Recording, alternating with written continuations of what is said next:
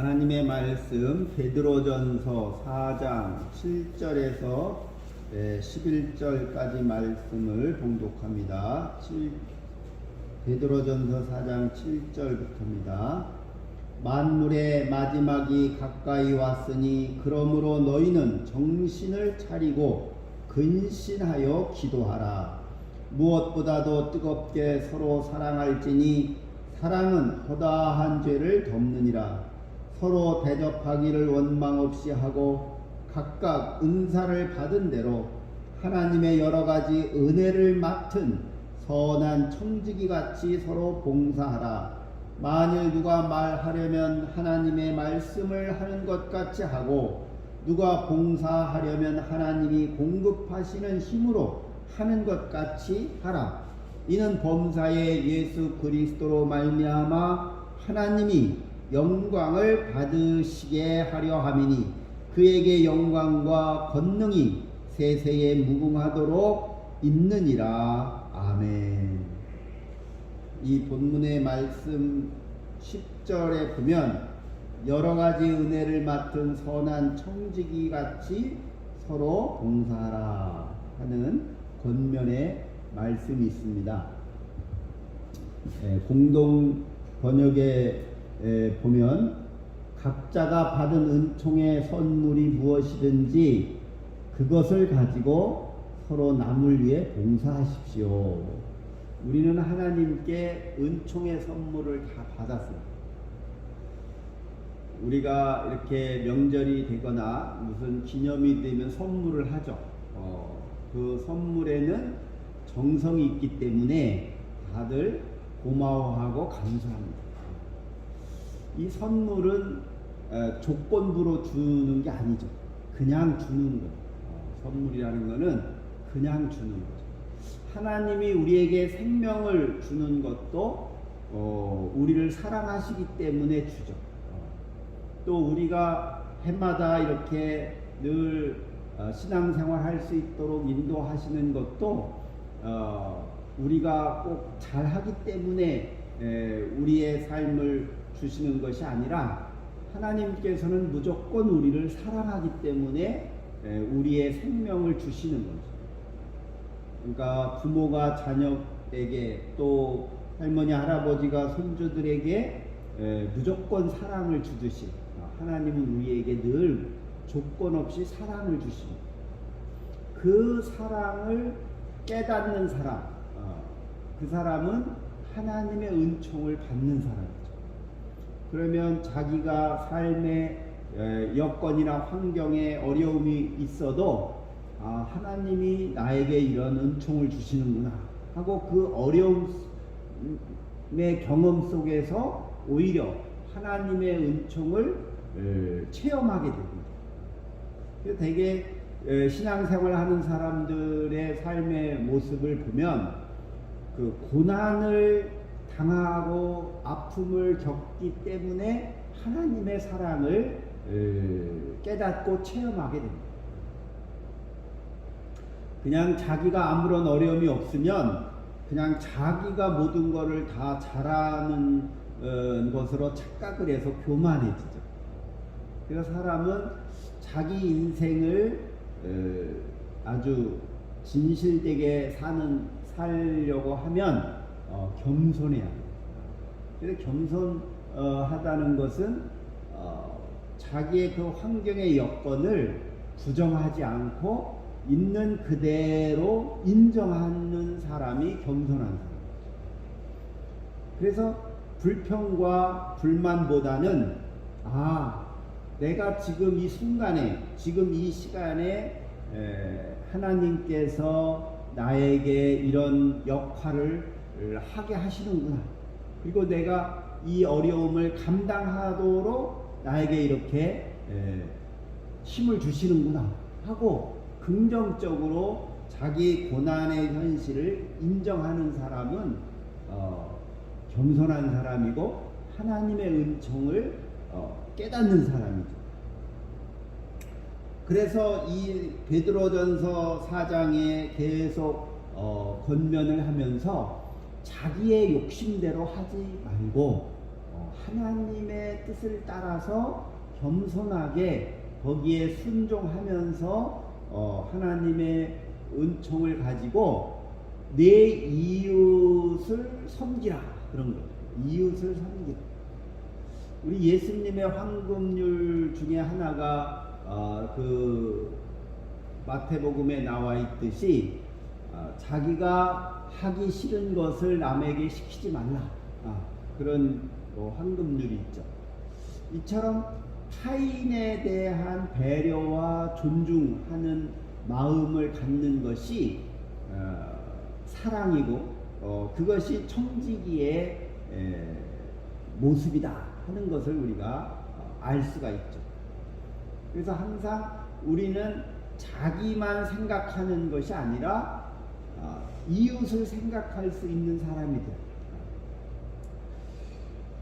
오늘 본문 7절에 보면 모든 만물이 마지막 때가 가까이 왔으니, 종말이 가까이 왔으니 이렇게 권면하죠.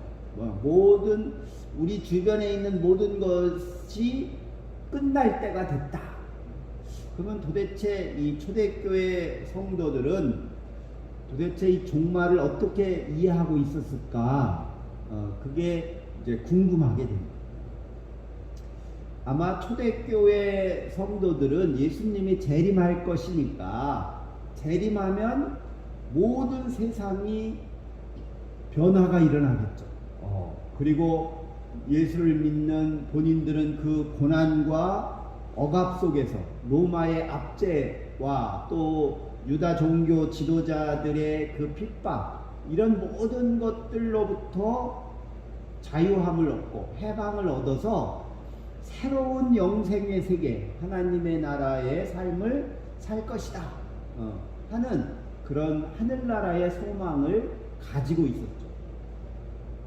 그래서 예수님이 오실 때가 곧 됐다, 그렇게 믿었어요. 예수님이 몇십 년 후에 오는 게 아니라 아마도 10년 안에 혹은 20년 안에 아마 예수님이 재림할 거야 라고 믿었습니다. 예수님의 재림을 그렇게 학수고대한 것은 그만큼 그 초대교회 그리스도인들의 삶이 힘들었다는 거죠. 그러니까 너무 현실이 어려우면 사람은 내가 죽든지 이 천지가 개벽이 되든지 좀 뭔가 어떻게 됐으면 좋겠다, 그런 소망을 갖죠. 그만큼 예수님의 재림을 학수고대할 만큼 이 베드로 공동체의 삶이 아주 힘들었다는 거예요. 어려운. 그래서 예수님의 재림이 곧 오니까 모든 만물이 다 이제 끝이 난다는 거예요. 종말이 온다. 그래서 이제 초대교회의 성도들이 사는 동안에 예수님이 재림을 안 하니까 그 예수님의 재림에 대한 인식과 이해도 바뀌게 돼요. 그래서 하나는 하나님이 우리를 심판하시지 아니하고 우리를 회개하라고 하나님께서 우리의 심판을 연기해 주셨다. 그 연기를 해줘서 모든 인생들이, 모든 인간들이, 모든 만물들이 다 하나님의 뜻을 이루게 하려고 이 연기되었다. 그래서 예수님의 재림의 연기설이 등장을 합니다. 근데 또 이제 영지주의자들의 영향을 받거나 영지주의자들은 예수님은 영적으로 이미 우리에게 오셨다. 그러니까 예수님이 우리 눈에는 보이지 않지만 영적으로 우리들과 지금 현재 재림에서 같이 있다, 이렇게 인식을 하기도 합니다. 또 하나는 이제 근대와 현대에 와서는 이 예수님의 재림이라고 하는 것은 아주 실존적인 것이다. 그래서 개인의 신앙 고백 속에서 내가 이 고통의 삶의 자리에 예수님이 재림했다. 나의 실존 속에 이 고난과 고통 속에 예수님이 나에게 오셨다. 하고 고백할 수 있다는 거예요. 그래서 그런 고백을 하지 않는 사람한테는 예수님이 오시지 않았죠. 그러나 내가 예수님이 부활의 주님이 나에게 이 고통의 삶의 자리에서 나를 구원하시려고 나를 인도하시려고 주님께서 실존적으로 나에게 오셨다라고 고백하는 사람에게는 이미 예수님이 오셨다. 이거는 이제 키에르케고르나 이런 실존주의 철학자들이 이런 인식을 했죠. 뭐 하여튼 이 초대교회 공동체의 문제는 현재가 어렵다는 거예요. 지금 내가 인생을 살아가는데 너무 고통스럽다는 거예요. 그래서 그들이 예수님에 대한 신앙이 없이는 하나님에 대한 은총이 없이는 내가 이 현실을 살기 어렵고 승리하기 어렵다고 인정을 한 사람들이 기독교인들이에요. 그러니까 내 스스로 나를 구원할 수 없다고 인정한 사람들이 신앙인입니다. 지금도 마찬가지예요. 그냥 내 인생은 내 멋대로 살면 된다. 그렇게 생각하는 사람에게는 하나님이 없는 거예요. 신이 없죠. 자기 멋대로 사니까, 자기 하고 싶은 대로 사니까, 내가 돈을 얻고 권력을 잡으면 내 멋대로 하겠다는 그런 사람에게는 신이 없는 거예요. 오직 자기의 욕망만 있고 자기의 아집만 있는 거지, 그 사람에게는 하나님의 은총이나 신의 뜻이나 하나님의 사랑이나 이런 게 존재하지 않는 거예요. 자기 하고 싶은 대로 하는 거예요. 그런 삶을 사는 사람들이 오늘날 현대 사회에서는 너무 많은 거죠. 그래서 그들에게는 신의 자리가 없어요. 그냥 오로지 자기의 욕망만 있는 거예요. 그러면 그 인생이 행복한 인생을 사는가? 그러면 자기의 욕망이 충족이 안 되면 분노하죠. 또 그것을 얻는다 할지라도 그런 것들은 일시적입니다. 그래서 외롭고 힘들고, 그래서 또 뭔가를 찾아 헤매고 집착하면서 결국은 자신을 자학하는, 그래서 자기의 몸과 마음이 망가지는 나쁜 선택을 하면서 인생이 망가지는 사람들이 많죠. 오늘 뉴스에도 보면 대마초를 집에서 재배해서 팔고 이런 젊은이들이 검거되었다, 이런 뉴스가 나오는데, 왜 현대인들은 그렇게 뭔가 자기의 그런 고통을 이겨내기 위해서, 자기의 쾌락을 얻기 위해서 그런 약물에 의존을 하려고 할까? 그들에게는 하나님의 은총을 경험하지 못하기 때문에 그런 거예요. 하나님의 은총을 경험하지 못하니까 오로지 자기의 욕망을 충족하는 것을 찾아서 그 수단과 방법을 안 가리고 그런 것들을 통해서 그냥 자기의 만족을 하려고 애를 쓰는 거죠. 그런데 그런 것들은 상당히 자극적인 것이고 일시적인 것이고 순간적인 것이라서 오히려 그것 때문에 더 고통이 심해지죠. 그래서 우리가 사는 이 세상의 고통이라고 하는 것은 잠시 잊어버리기 위해서 노력하지만 오히려 그렇게 하면 그렇게 할수록 그 고통이 더 길어지고 고통이 심해집니다. 그러나 그 고통이라는 것을 하나님의 은총으로 체험하면서 그 고통을 통해서 새로워지고 변화되고 하나님의 뜻을 이루고 그리스도의 사랑을 이루어가는 것으로 그 고통이라는 것이 성숙해지면 그것이 새로운 자기의 인식의 변화, 삶의 변화를 일으키는 고통이 되면 그 고통은 오히려 자기 인생의 깊은 삶의 의미가 만들어지는 것이고 삶의 보람을 갖게 되는 거예요. 그래서 이웃을 위해서 봉사하고 사랑하는 이런 것들은 야, 왜 너는 이렇게 손해볼 짓을 하냐? 자기 것을 나눠줘야 되고 자기가 손해봐야 되잖아요. 이웃을 섬기고 봉사하고 사랑하려면 내가 이득을 얻는 게 별로 없죠. 오히려 손해보죠. 그럼 왜 멍청하게 손해보는 짓을 하느냐라고 하나님의 은총을 체험하지 못하는 사람들은 그렇게 인식을 하죠. 그러나 하나님의 은혜를 입고 그리스도의 사랑을 체험한 사람들은 그것이 바로 사랑이고 그러한 나의 헌신과 희생이라는 것을 통해서 하나님이 나에게 얼마나 깊은 은혜를 주시고 깊은 사랑을 하게 하시는지를 깨우쳐 주는 거예요. 그래서 이 종말이라고 하는 것, 마지막 때가 빨리 와야 된다는 것을 오늘 우리들은 어떻게 인식하고 고백해야 될까? 그것은 지금의 고통이라고 하는 이 때가 그냥 시간이 흘러가는 것이 아니라 이 헬라 사람들이 인식한 시간에 두 가지가 있어요. 그냥 매일매일 지나가는 시간, 하룻밤 지나고 이틀밤 지나면 그냥 지나가는 시간을 크로노스라고 그랬죠. 그런데 뭔가 깨닫는 시간, 뭔가 변화하는 시간, 새로워지는 시간, 체험하는 시간, 이런 거는 카이로스라고 그랬어요. 때라고 그랬어요.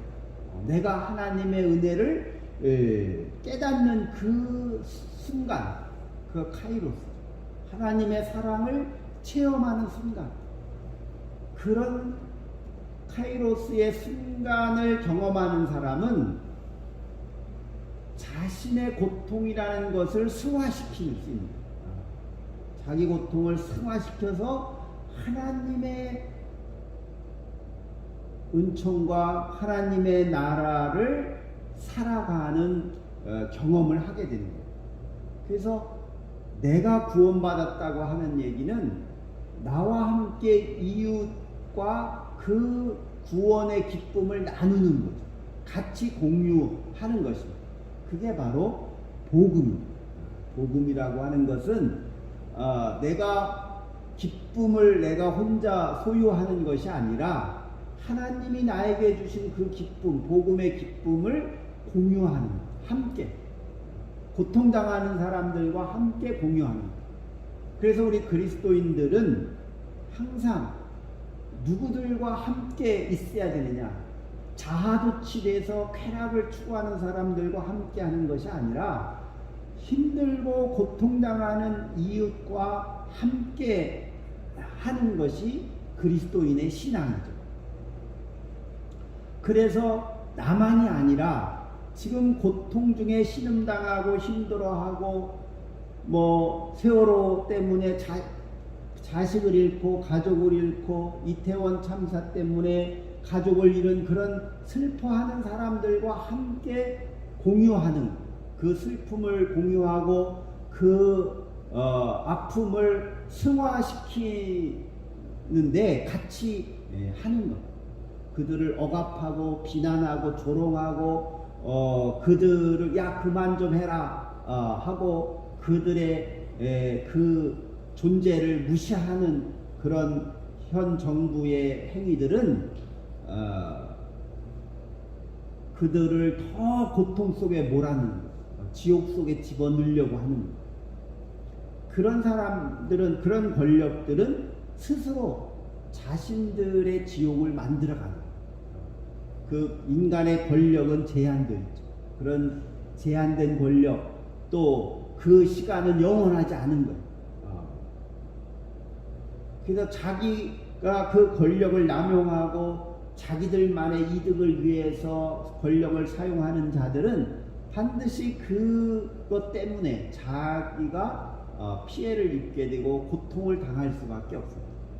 그래서 우리 인간들은 양심이라고 하는 것이 진화가 되는 거예요. 다른 동물들은 인간처럼 윤리적이거나 도덕적인 것들이 별로 없어요. 그냥 생존 본능만 있죠.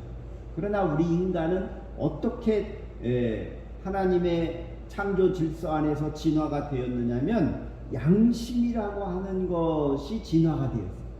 그것이 지금의 우리의 도덕이죠. 그래서 바울도 예수를 몰랐던 사람들은 어떻게 구원받느냐? 그 사람들은 자기 양심에 따라 구원받는다 그랬잖아요. 그래서 우리 인간에게는 양심이라는 것이 진화되어 오기 때문에 나쁜 짓을 하면 그때는 잠시 즐거울 수 있죠. 나쁜 짓을 해서 자기가 원하는 것을 소유하면 그 소유의 기쁨이 있겠지만 그 나쁜 짓을 해서 부정과 부패를 해서 소유를 했으면 그거는 오래가지 않는 그 기쁨. 오히려 오히려 불안해지고 피해의식이 생기고 남들이 내 재산을 강탈해 가면 어떡하나 늘 노심초사하게 되는 거예요. 그래서 성경에서는 늘 선한 양심을 가지라 그러는 거죠. 선한 양심을 가지라. 그래서 정말 이 고통을 당하는 것이 자기의 악함으로 인해서 고통을 당하면 양심의 고통까지 오는 거예요. 근데 내가 떳떳하게 살고 내가 의로운 좋은 것을 행하고 그리스도의 사랑을 하면서 당하는 그 어려움, 고통, 힘든 것 이런 것들은 내 양심을 아주 건강하게 만들어주고 내 양심을 통해서 감사하고 기뻐할 수 있게 해주죠. 그러한 감사와 기쁨을 고통당하는 사람들과 함께 공유하는 것, 그것이 바로 사랑입니다. 그래서 너희들은 8절에 보면 무엇보다도 뜨겁게 서로 사랑하라. 뜨겁게 아주 열정을 가지고 사랑을 하라는 거예요. 그냥 적당히 하지 말고 아주 열정적으로 하라는 거죠. 그러면 그 사랑의 관계가 이루어지고 사랑이 이루어지는 곳 속에서는 모두 죄가 덮어지고 화해와 용서가 일어난다. 그게 바로 하나님 나라. 우리가 명절이 되면 친지와 가족들이 만나서 감사하고 서로 격려하고 덕담하고 이렇게 하는 것은 사랑이죠. 그러면 거기에는 화해와 용서가 있고 거기에는 감사가 만들어지는 것. 그런 것이 바로 복음인 것. 서로 기뻐하는 것, 서로 감사하는 것, 서로 사랑을 느끼고 열정적으로 서로 사랑하는 것, 이런 것들이 바로 초대교회 공동체로 하여금 하나님의 나라를 살게 하고 그 고통을 승화시킬 수 있게 하는 신앙의 행태입니다. 오늘 우리 현대인들에게는 바로 이러한 신앙이 필요합니다. 그래서 이렇게 서로 사랑하면 서로 대접하기를 원망 없이 하고 은사를 받은 대로 하나님이 주신 그 달란트, 재능을 가지고 그것을 선한 청지기 같이 사용하라는, 나쁘게 사용하지 말라는. 그래서 우리 인간에게는 누구에게나 다 좋은 것을 주셨어요. 하나님께서 처음부터 인간에게 나쁜 걸 준 것이 아니라 그 나쁜 것은 자기의 삶의 환경이 안 좋아지고 여러 가지의 자기의 문제 때문에 사람이 악해지는데, 우리 인간에게는 좋은 것을 할 수 있는 재능이 누구에게나 다 있어요. 제가 장애인 단체 봉사를 하지만 지적으로 모자리거나 신체적으로 어렵거나 뭐 정신병리가 있거나 이런 사람들에게도 보면 저런 사람은 다른 사람이 볼 때 저렇게 살아서 뭐하냐, 참 저 사람의 인생은 참 불행하고 한심하다, 이렇게 남이 보기에 그런 것 같아도 그들을 자세히 보면 그들에게 좋은 재능들이 다 있어요. 그리고 그들의 삶도 아주 가치가 있고 의미가 있고 거기에 정말 일반 사람들이 경험하지 못하는 좋은 경험들을 그들은 하고 자기들의 인생을 사는 거예요. 그래서 누구에게나 다 이 복음의 삶을 살 수 있는 재능을 다 가지고 있어요. 그런데 그 재능을 선하게 쓰라는 거예요. 선하게 써서 나만의 복음의 삶이 아니라 다른 사람과 함께, 특히 힘들어하고 고통당하고 고난당하는 사람들과 함께 복음의 삶을 살아라 하는 권면을 하는 것입니다. 이것이 바로 베드로 공동체가 그들의 당한 고난을 이겨내고 승화시키는 신앙의 태도였어요. 오늘 우리들에게는 바로 이런 신앙이 필요한 것입니다. 그래서 항상 내 욕심대로 하지 말고 다 하나님이 주시는 것 같이 하라. 말을 해도 하나님이 말하는 것처럼 하라. 11절에 보면 그렇게 권면하죠. 말하는 것도 하나님의 말씀을 하는 것 같이 하라. 봉사하는 것도 하나님이 공급하시는 힘으로 봉사해라.